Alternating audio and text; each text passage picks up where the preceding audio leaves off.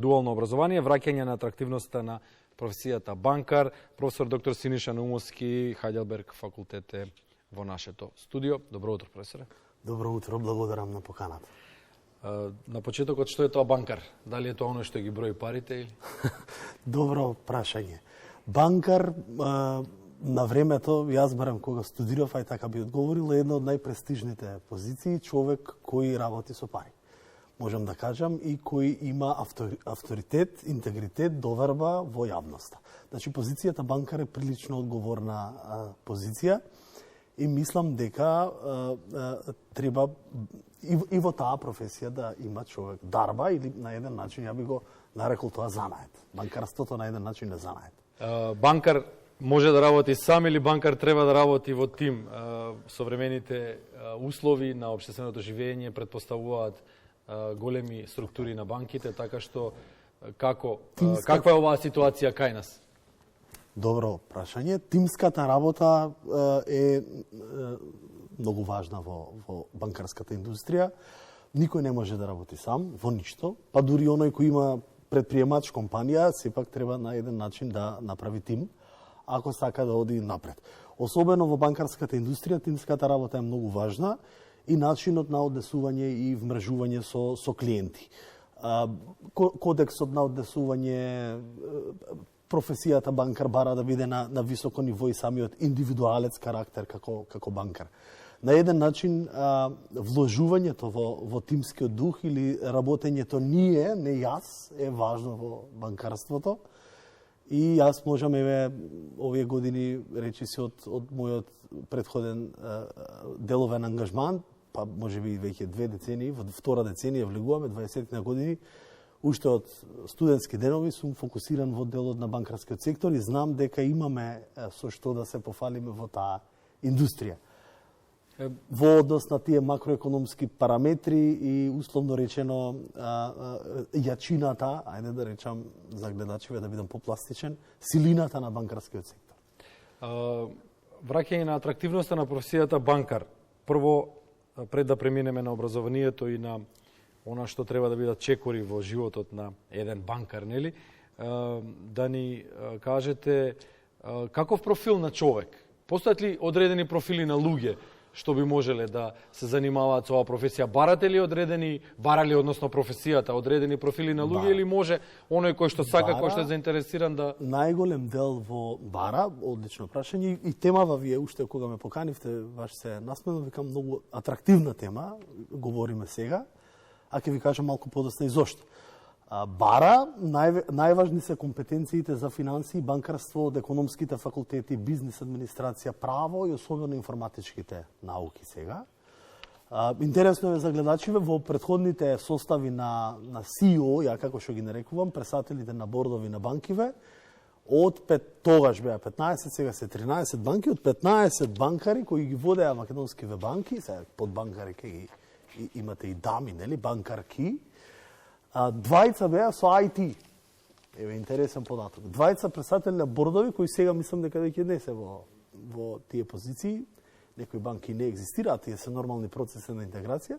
Значи некаде околу 15 на 20% беа IT, што значи дека и таа индустрија влегува во управувањето на комерцијалните банки. Инаку базата се економските факултети или оние специализирани школи за банкарство, тоа што го има во Европската унија, да речеме тоа овие 10 години со академијата, Македонската банкарска академија, прва, АБИТ, за нас прва во државата, огледало на, да речеме, оние европски банкарски тренинг куќи. Таму имате францускава, да ја земам пример, француската асоциација на банкари има своја школа висока школа за банкари, која ги учи банкариве, тоа е на еден начин исто дуално образование високо од банкари за банкари, тоа што можеби кај нас не достига, да не се свати сега ова како критика на системот, но многу е по-добро кога вие имате предавачи или професори од индустријата. Многу повеќе ефекти ќе има за идниве и млади генерации, а што е најважно, за идниве и млади генерации ќе биде атрактивноста да ја вратиме професијата банка. Ќе се вратиме на враќањето на атрактивноста. Прво да одиме чекор по чекор во однос на образованието, за да стане еден софистициран човек, еден современ човек, банкар, за да работи во овој суптилен сектор во едно општество, кој што практично е еден од носителите на општеството, нели, парите го вртат светот, како се вели, да. Што треба да помине низ својот живот еден млад човек за да стане банкар? Како рековте, парите и правдата се потреба на сите. И така треба и да е. И правда и пари. Сите како граѓани сакаме да имаме правда, од друга страна и пари. И затоа прашањето е добро. Банкар, професијата банкар бара пред се... Јас често велам, во тој банкарски свет има премногу прекрасни умови. Ова не го кажувам бидејќи припаѓам, или ајде да се сватам пристрасно, што е нивната различност од другиве системи. Уреденоста на системот, хиерархијата. Во една банка се знае кој е председател на борд, кој е член на бордот, кој е кодексот на однесување. Вие не можете и дома да говорите некои работи, да речеме, кој колкави плати зема, кој колкави... Бидејќи на еден начин банкарите знаат се што ние граѓаните вртиме како приватни или деловни сметки во самите нивни. И затоа професијата банкар бара високо ниво прво на етички и стандарди. И кога ќе разговарате или кога ќе се дружите со таа фела и кога ќе излезете од таа фела, јас сум имал прилика да бидам затворен во таа фела, едно 7-8 години во едукација секако и член во некои банки како помлад, и од друга страна да излезете надвор. Верувајте ми, многу е полоша надвор. Се метафорички кажано, бидејќи овамо владеат правила и принципи. Поголема интерна контрола имате во тие системи банкарски, екстерната ревизија, супервизијата е од Народната банка и тоа ќе го споменам. Значи, многу уредени системи кои почиваат на правила. И тоа го прави карактерот и принципот на банкарот малку поразличен од оној на предприемачот, на политичарот, ако можам така да се искажам. На спортистот. И јас така да се изразам. Па на еден начин спортистот ја има истата таа дисциплина.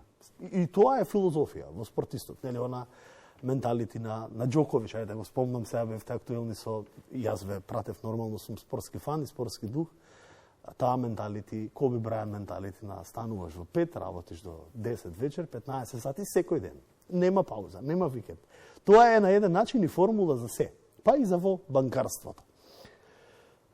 Сега велите дека треба да се врати атрактивноста на професијата банкар. Да, Зошто е опадната атрактивноста на професијата банкар? Да. Сведоци сме и на оној минат систем во кој што живеевме, па и во нели првите години, децении од осамостојувањето, дека тоа беше многу атрактивна професија. Беше, велиме во минато, каде, сега ќе се ставам во нивната индустрија, бидејќи сум, каде ја изгубивме битката.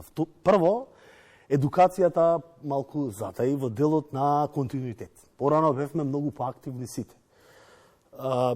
Имавме и гости банкари, имавме и списание за банкари. Едукацијата беше една од најголемите... Прво во едукацијата во банкарство и вообичаено во едукација влегуваат луѓе со многу љубов во тоа.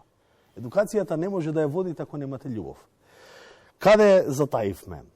Дојде ковид периодот, некако ние бевме немотивирани во тие, нели, обично и посуетна фела, така, повнимателно треба во таа фела, и поспоро одат работите во однос на иницијативи на промени. Поради тоа што преовладува таквиот печаток.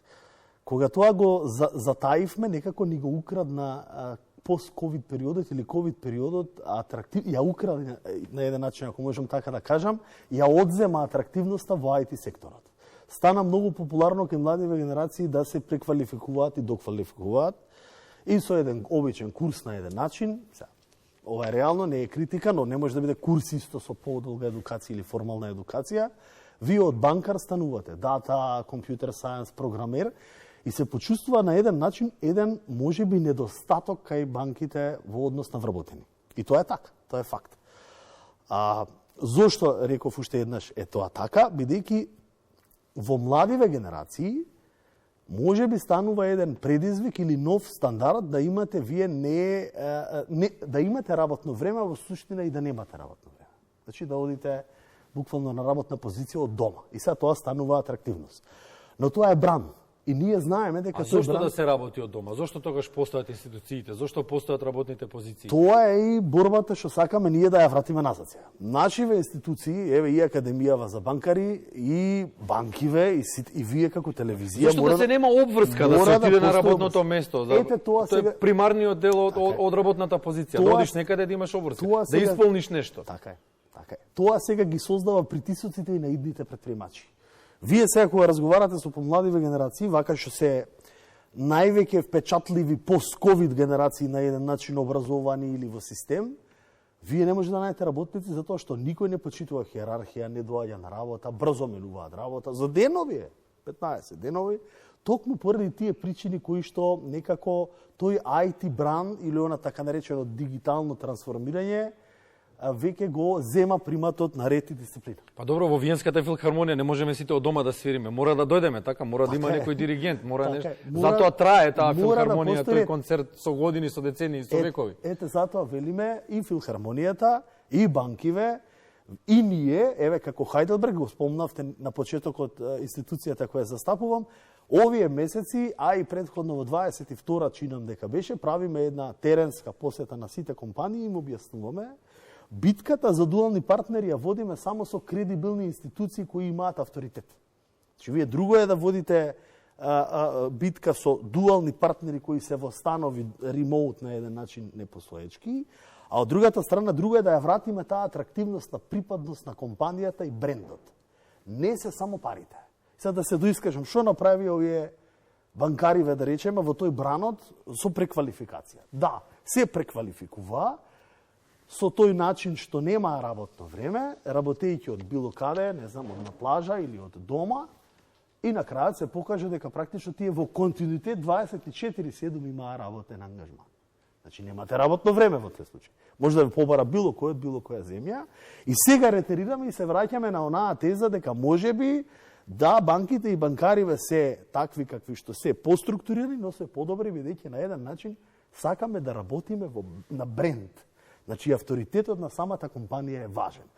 Јас сум убеден дека со појавата и на вештачката интелигенција, во IT индустријата ќе се појават многу заменски позиции од аспект на тоа и повторно ќе имаме враќање на атрактивноста. Сега ние и како едукатори и влюбеници во едукацијава стручна, би рекол, мора да сме поактивни, морам да го тоа критикувам, и повеќе застапени со семинари, конференции и слично, за да укажеме на младиве дека сепак не е важно само било од каде да работите или да имате или да немате работно време, туку многу поважно е начинот на кодексот на етика. Не знам, вратоврската за банкарот, уреденоста, станувањето во 8 или во 7, доверливоста, на еден начин припадноста на една институција која ве прави горд.